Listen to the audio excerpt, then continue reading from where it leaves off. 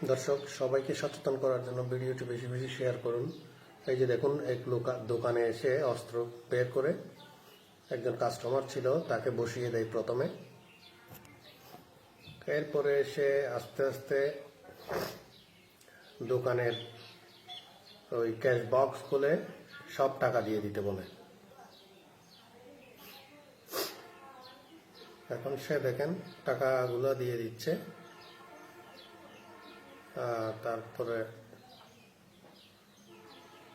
সে কিন্তু সফল হবে না, আপনারা দেখতে থাকুন। টাকাগুলা দিয়ে দিচ্ছে। লোকটাকে দেখে খুব ভদ্রলোক মনে হচ্ছে না যে সে ওই টাইপের লোক। আসলে চেহারা দেখে সবকিছু বোঝা যায় না। বাকি টাকাগুলো হাতে দিয়ে দিচ্ছে। দেখুন,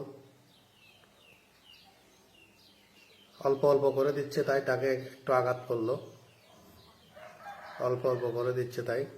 এখন দোকানদার বোঝাচ্ছিল যে তার এই টাকাগুলোই আছে, আর টাকা নেই।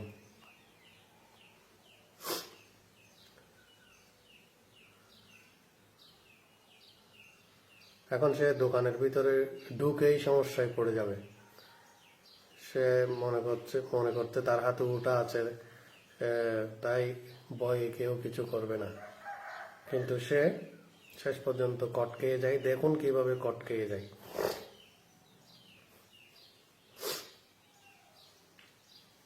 এখন সে নিজেই নিচ্ছে সবকিছু। ওইদিকে ক্যাশ বক্স আরেকটা খুলে দিছে।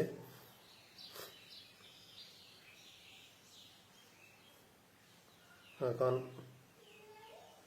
আরো ক্যাশ বক্স খুলতেছে এবং দোকানে আরো যা আছে তা সবকিছুই নিয়ে নিচ্ছে।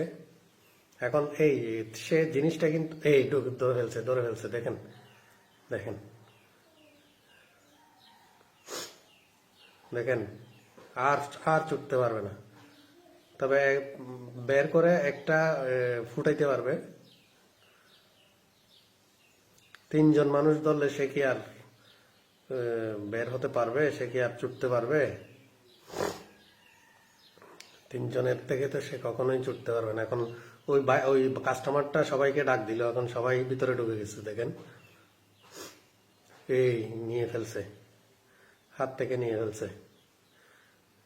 এই যে খেলা শুরু। এখন এদেরকে এভাবে উচিত শিক্ষা দেওয়া উচিত, একেবারে হাত পা ইয়া করে দেওয়া উচিত। এরা হঠাৎ করে আসবে,